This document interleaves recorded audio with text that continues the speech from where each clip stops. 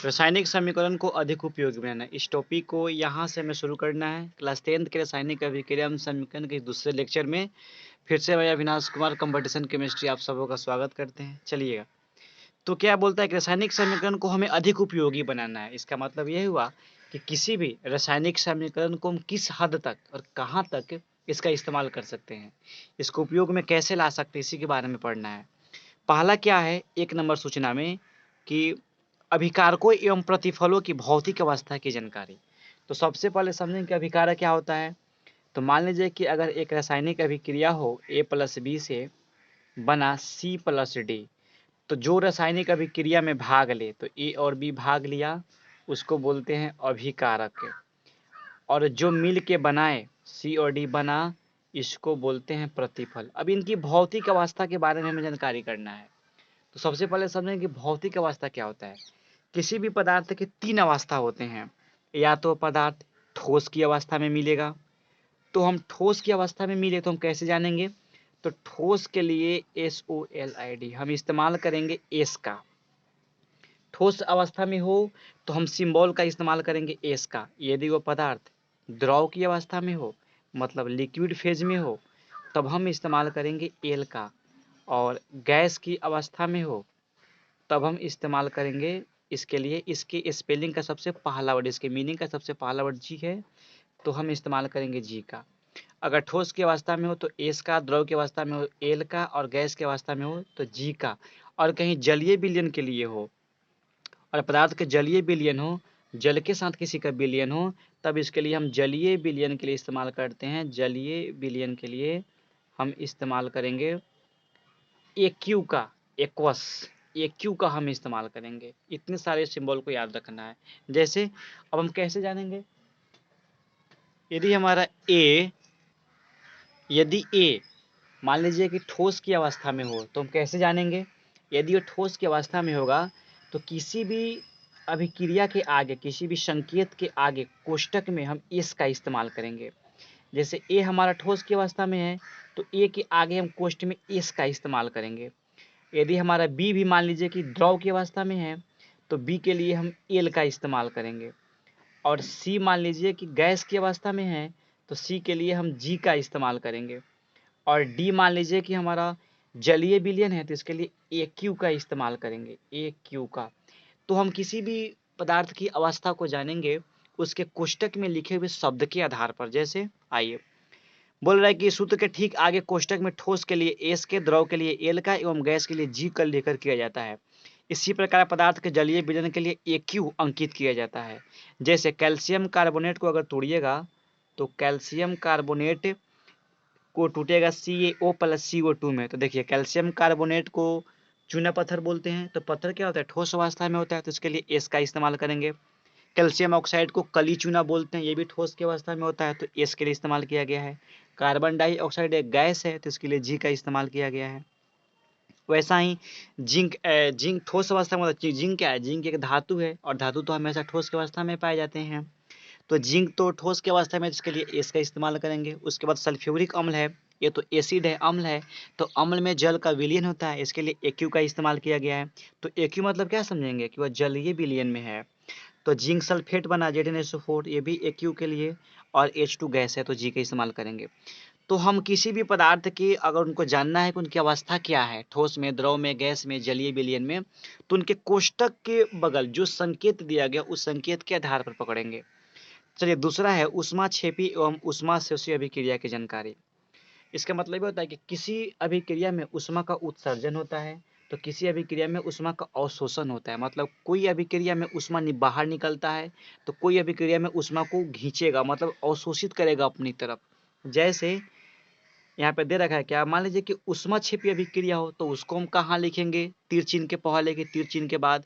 ऊष्माशोषी अभिक्रिया हो तो उसको कहाँ लिखेंगे, तीर चिन्ह के पहले या तीर चिन्ह के बाद। तो चलिएगा, अब हम बात करते हैं ऊष्माक्षेपी एवं ऊष्माशोषी अभिक्रिया के। तो चलिए देख लीजिए, अगर मान लीजिए यहाँ पे A+B से अगर C+D बनता हो और इस अभिक्रिया में यदि ऊष्मा बाहर निकले, मतलब ऊष्मा छोड़े, तो हम उसको दाएं साइड लिखते हैं। ऊष्माक्षेपी लिख देंगे। इसका मतलब ये हुआ कि इस अभिक्रिया के बनने में ऊष्मा का उत्सर्जन हुआ, मतलब ऊष्मा बाहर निकला है। तो जब ऊष्माक्षेपी को प्रतिफल के साइड में लिखेंगे तो ऊष्माशोषी को कहाँ लिखेंगे? अभिकारक के साइड में। तो जैसे देख लीजिए, ऊष्मा रासायनिक अभिक्रिया के द्वारा दी जाती है। ऊष्माक्षेपी अभिक्रिया के लिए समीकरण के दाईं ओर, तो समीकरण के दाईं ओर ऊष्माक्षेपी मतलब ऊष्मा छोड़ता है, और ऊष्माशोषी अभिक्रिया को समीकरण के बाईं ओर लिखा जाता है। जैसे देखिए यहाँ पे N2 plus O2, N2 plus O2 हुआ। जब अभिक्रिया होती है इसमें ऊष्मा का अवशोषण होगा, तो ऊष्मा को अवशोषण हो उसको बाईं ओर लिखेंगे, और ऊष्मा को जब छोड़े तो दाईं ओर लिखेंगे। तो जानकारी हो गया कि अवस्था में हो तो उसके कोष्टक में देख लेंगे, ऊष्मा छोड़ता हो तो क्या लिखेंगे? दाईं ओर, और ऊष्मा को अवशोषित करता हो, अगर ऊष्मा को अवशोषित करेगा तो हम उसे लिखेंगे बाईं ओर। तो हमें इस अभिक्रिया से इतना सूचना मिल गया, अवस्था के बारे में जान गए, ऊष्मा छोड़ेगा, ऊष्मा ग्रहण करेगा, इसके बारे में जान गए। अब जानते हैं गैस के उत्सर्जन की जानकारी। अब मान लीजिए कि किसी अभिक्रिया में कोई गैस बाहर निकलता है, तो हम उसकी जानकारी कैसे करेंगे? अब इस पे आते हैं 3 नंबर टॉपिक पे कि गैस की जानकारी कैसे करना है। यदि अभिक्रिया के फलस्वरूप कोई गैस निकलती है तो समीकरण में गैस के सूत्र के ठीक बाद, जैसे अगर मान लीजिए कि A प्लस बी अभिक्रिया करके C प्लस डी बनाए, और इसमें कोई गैस, तो समीकरण में क्या बोल रहा है कि अभिक्रिया के फल जो कोई गैस निकलती है, मान लीजिए कि अभिक्रिया को होने में कोई गैस बाहर रिलीज हुआ, तो उसको हम कैसे दिखाएंगे?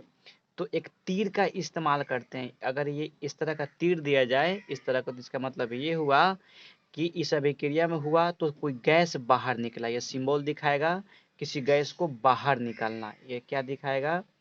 गैस को बाहर निकलना, ये दिखाएगा कि कोई गैस बाहर निकला है। तो हम गैस के बाहर निकलने का सिंबल कैसे दिखाएंगे? इस तरह से दिखाएंगे। चलिए ये हो गया, तो गैस बाहर निकलने की जानकारी हो गई। अगला बोल रहा है अवक्षेप बनने की जानकारी। अवक्षेप का मतलब होता है कि कोई ऐसा अभिक्रिया होगा और उसमें कुछ ऐसे पदार्थ होंगे जो अंतिम में बच जाता है, उसको अवक्षेप बोलते हैं। मतलब जो अवशेष के रूप में बच जाए उसको अवक्षेप बोलते हैं। तो बोल रहे हैं अवक्षेप बनने की जानकारी।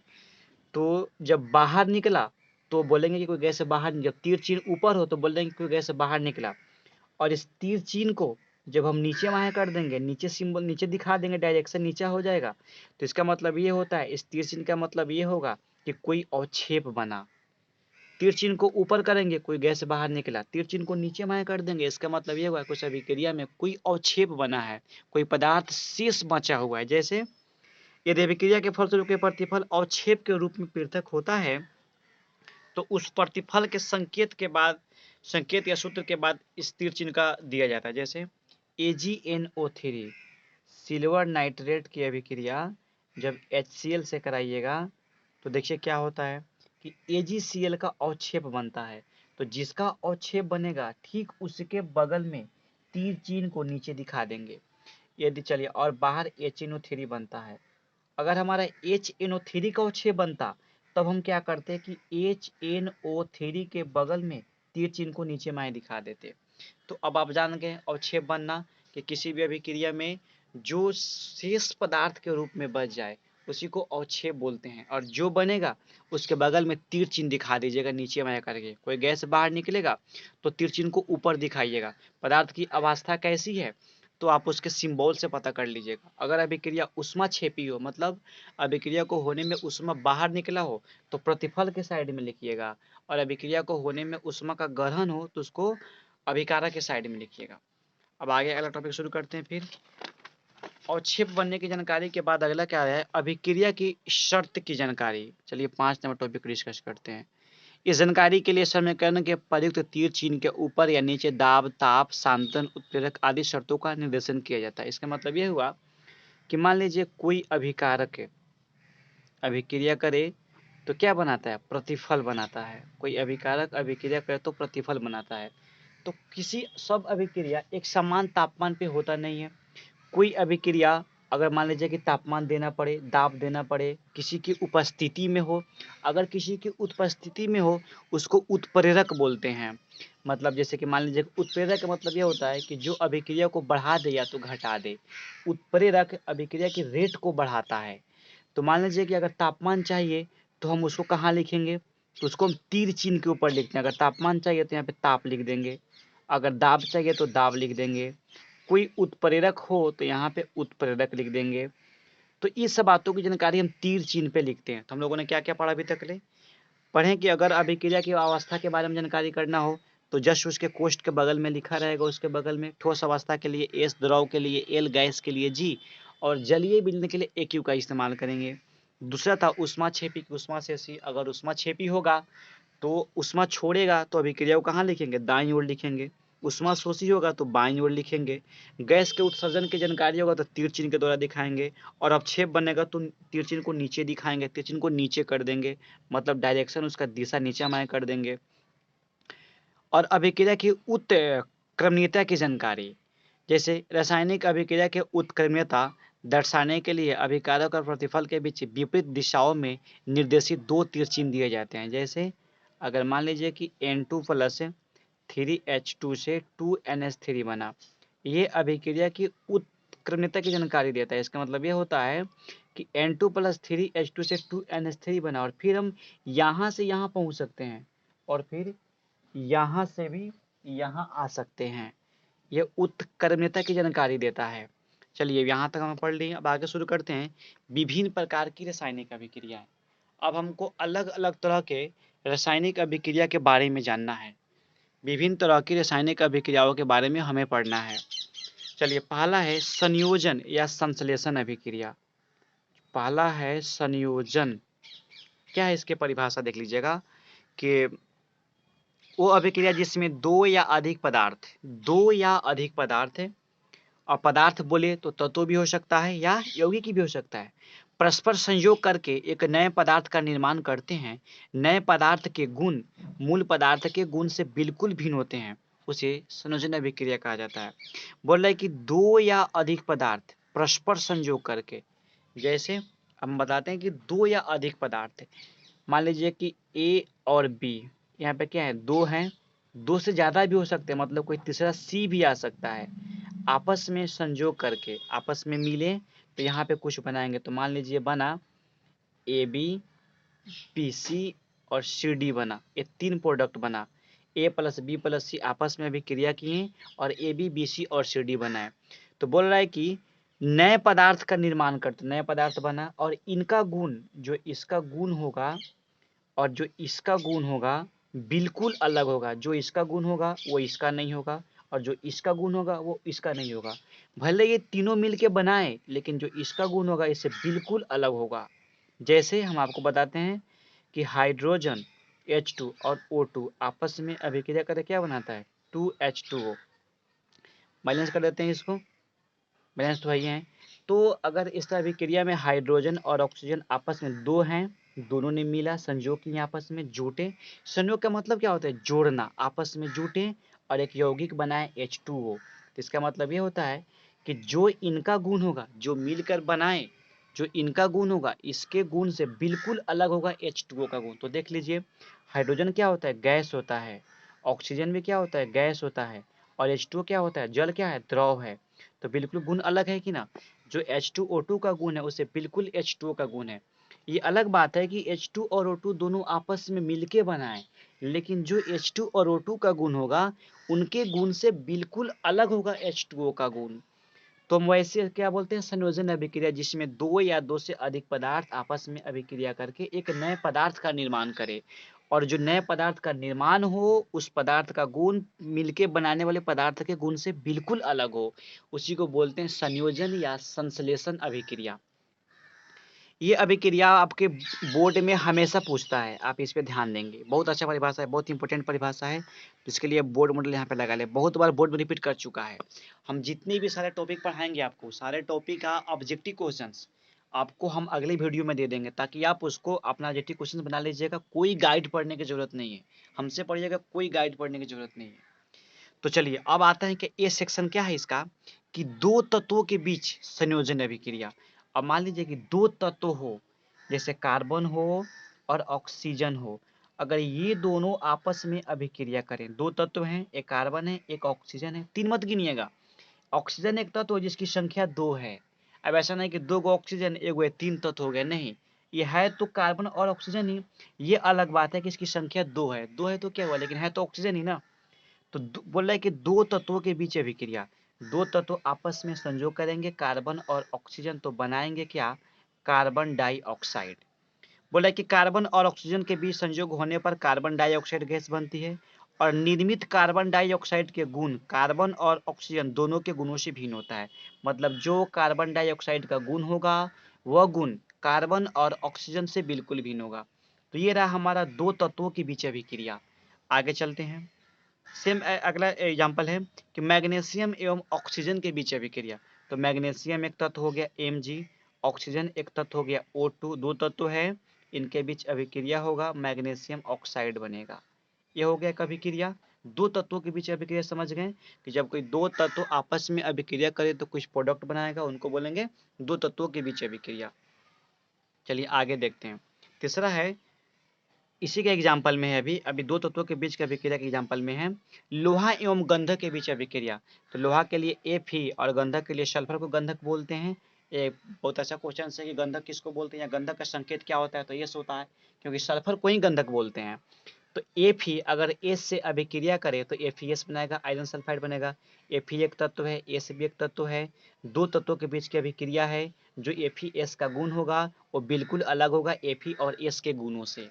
अगला है एक तत्व हो और एक यौगिक हो। मतलब अब इस आते हैं बी सेक्शन में इसके, कि एक तत्व हो, जैसे मान लीजिए एक तत्व आ गया कार्बन, जैसे एक तत्व मानते हैं हमको, एक तत्व हो गया जैसे O2 ऑक्सीजन, ठीक है, और एक यौगिक, एक तत्व एवं एक यौगिक है। तो एक यौगिक ले लिए कार्बन मोनोऑक्साइड, दो, एक यौगिक हो गया एक तत्व हो गया। ये अभिक्रिया था दोनों तत्वों का एक हो। अब ऐसी अभिक्रिया के बारे में पढ़ेंगे जो एक तत्व हो और एक यौगिक हो, तब क्या बनाएगा। तो आइए इसके पार्ट में। पहला है कि कार्बन मोनोऑक्साइड, कार्बन मोनोऑक्साइड के लिए CO का इस्तेमाल करते हैं। कार्बन मोनोऑक्साइड एवं ऑक्सीजन के बीच संयोग, कार्बन मोनोऑक्साइड तो क्या है, कार्बन मोनोऑक्साइड एक यौगिक है क्योंकि दो तत्व मिले हुए हैं कार्बन और ऑक्सीजन एक तत्व है जिसमें केवल एक ही तत्व है।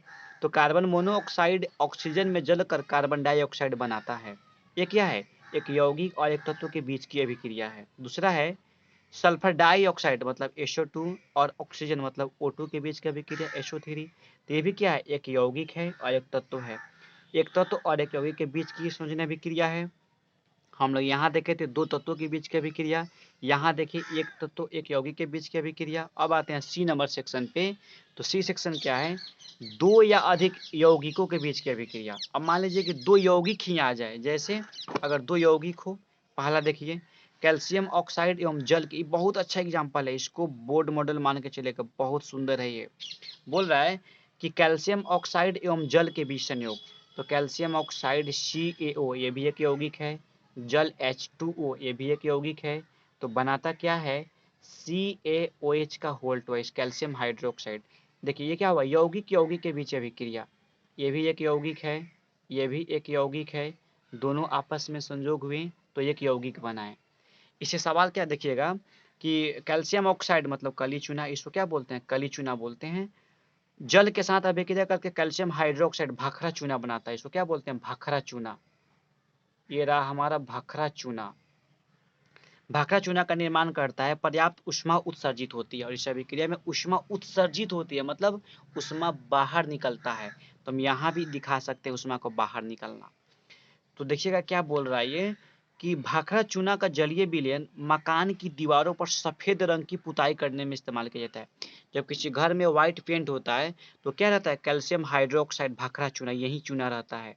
अब इसका इस्तेमाल हम क्यों करते हैं, तो यह वायु से CO2 का अवशोषण करके और वायु में उपस्थित कार्बन डाइऑक्साइड का अवशोषण करके धीरे धीरे कैल्शियम कार्बोनेट सफेद धीरे धीरे सफेद CuSO3 में परिवर्तित हो जाता है, जिससे दीवार की चमक बढ़ जाती है। अब सवाल पूछेगा कि कैल्शियम हाइड्रोक्साइड का इस्तेमाल हम दीवारों पे पेंट करने में क्यों करते हैं, तो बताइएगा कैल्शियम हाइड्रोक्साइड का इस्तेमाल हम दीवारों पर पेंट करने में इसलिए करते हैं क्योंकि कैल्शियम हाइड्रोक्साइड वायु में उपस्थित कार्बन डाइऑक्साइड से अभिक्रिया करके धीरे धीरे कैल्शियम कार्बोनेट में परिवर्तित हो जाता है और जिससे दीवार की चमक बढ़ जाती है।